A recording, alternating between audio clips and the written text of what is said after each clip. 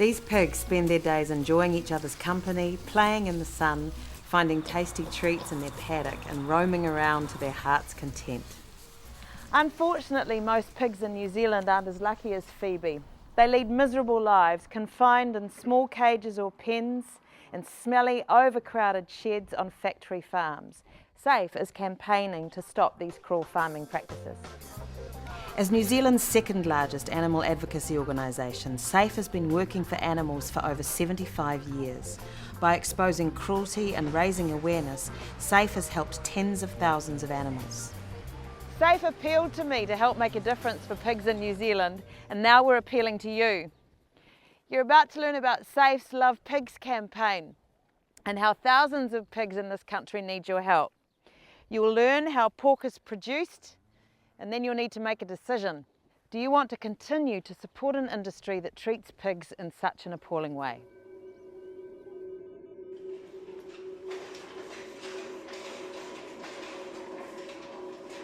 This is a sow stall. It is used to confine pregnant pigs. It's a small cage with metal bars and a concrete floor, and it's so narrow that the sows can only stand up or lie down. She can't turn around, let alone exercise. A sow stall is only 60 centimetres wide by 2 metres long. You can see it is only a fraction bigger than the sow herself. A sow may be confined like this for most, if not all, of her 16-week pregnancy. That's 4 months of standing or lying on a concrete floor non-stop. As well as being incredibly uncomfortable, the lack of exercise means she'll start developing foot and leg problems and is at risk of urinary infections and heart disease. And that's just the physical stuff. Pigs also start showing signs of distress in other ways. Repetitive and unnatural behaviour like biting the metal bars of their stall means they're stressed and suffering. Right now in New Zealand there are more than 20,000 pigs trapped in sow stalls. With me I have Hans Creek, Campaign Director for SAFE.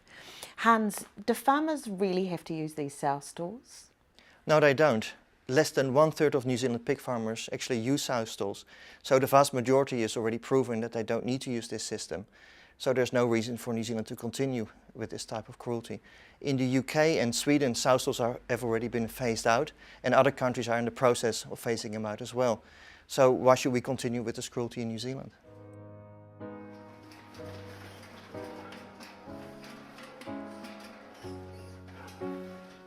When the pregnant sow is due to give birth, she's taken out of the sow stall, but she's sadly mistaken if she thinks she's going anywhere safe, natural or comfortable to deliver and rear her babies. She is instead transferred to what the industry calls a farrowing crate. In this cramped space she will give birth, surrounded by steel and concrete. Like the sow stall, the farrowing crate is so small she can only stand or lie down. There is no reprieve. The stress continues. A free-roaming sow would build an elaborate nest for her babies. In a farrowing crate, she's denied any chance of carrying out this simple yet important natural behaviour. She can't even move around and care for her newborn piglets. She's stressed, frustrated, uncomfortable and depressed. After 4 weeks, her babies are taken away so she can be impregnated again and return to the sow stall. The cycle of abuse starts all over again. No attention is paid to her emotional well-being, the fact that she has just lost her babies or that she needs time to recover. Instead, she is treated like a breeding machine, and when she can't produce piglets fast enough, she'll be slaughtered. So why do people use farrowing crates? Some farmers believe that farrowing crates prevent the little piglets being crushed by the mother. But research has shown that there are other systems that protect the piglets equally as well and are actually more humane for the mother.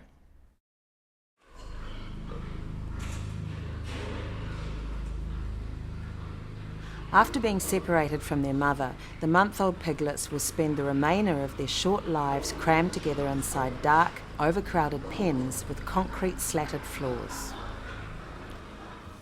Just like puppies, piglets love to run, dig, play and explore their environment. Factory farm piglets, though, never get the chance to express such natural behaviour. In their small pens, all the young pigs can do is lie in their own faeces and urine. It's an unrelenting, harsh existence, and it's not surprising that stress-related behaviour results. Piglets will often resort to biting each other's tails, which can lead to more extreme forms of cannibalism.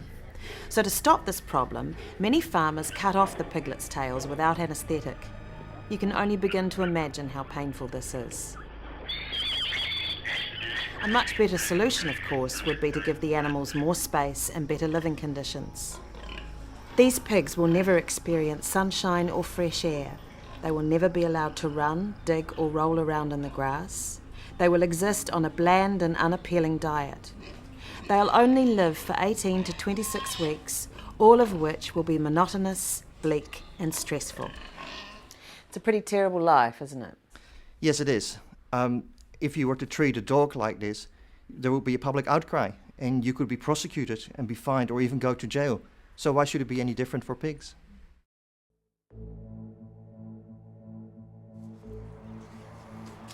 A pig's natural life expectancy is 15 years. But in New Zealand, factory farm pigs are slaughtered before they're 6 months old. It's a stressful and terrifying journey to the slaughterhouse. The agitated and traumatised pigs spend their last hours in constant fear and distress.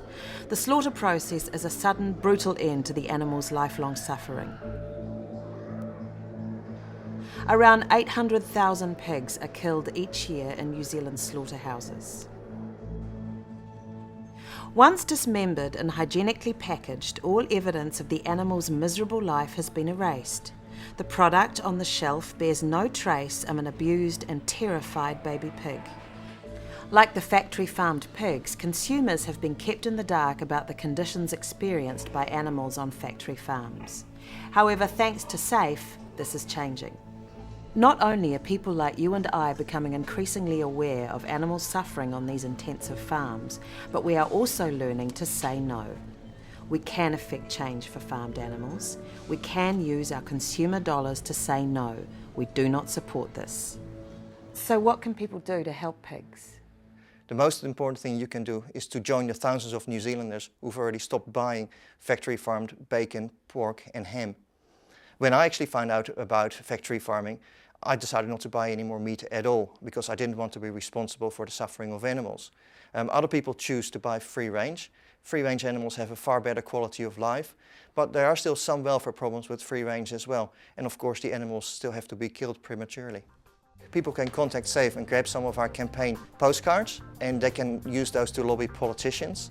People can also get information from SAFE that they can distribute to their friends and family so that they find out about the suffering that pigs undergo on factory farms as well. And we also encourage people to talk to their manager of their favorite cafe or restaurant and ask them not to use factory farm products anymore. And let's not forget that making a donation to SAFE will help us get our campaign message out there loud and clear. And if people want more information on how they can help, they can go to our website, which is www.lovepigs.org.nz. The pig industry must change. They must stop using these cruel practices. Now that you're aware of the cruelty of factory pig farming, I urge you to join me and SAFE to bring an end to this unnecessary suffering. Together we can and will make a difference. These wonderful creatures need our help. Let's not let them down. Hey, Phoebe.